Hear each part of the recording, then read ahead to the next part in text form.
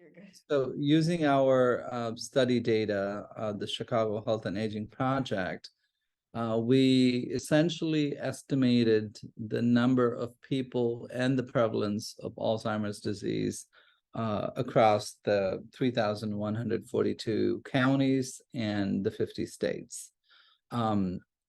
So our study is a population-based community study in Chicago with a majority African American. So we have about 60% African American in our study sample, and the study has been ongoing since 1993. So we have a lot of longitudinal measurements in 4 communities across Chicago. And this project, we took those characteristics of the population, and we used those characteristics to estimate what Alzheimer's disease would potentially look like in the U.S. In different states and in different counties, using the National Center for Health Statistics dataset. So essentially, it's a combination of our study and the NCHS database to essentially estimate what Alzheimer's would look like in the United States.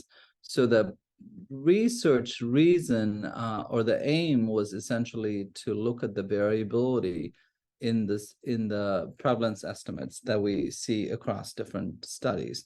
So there is quite a bit of studies that have come out and estimated the prevalence across the U.S. and but they're more specific to either each region, or they use some sort of a nationally representative sample.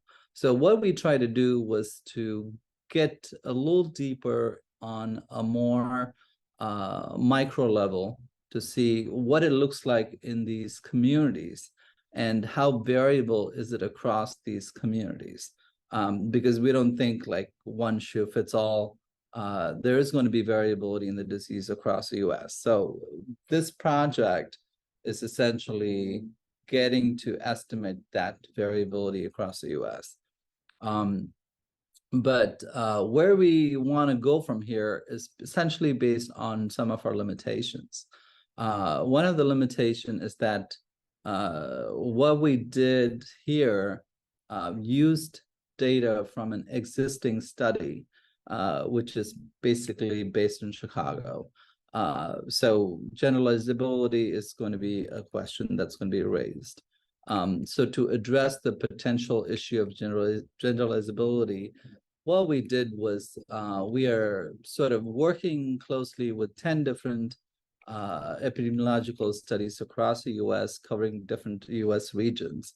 So we would be able to get sort of a better estimate of what this will potentially look like when we actually build more collaborations with these other regional studies.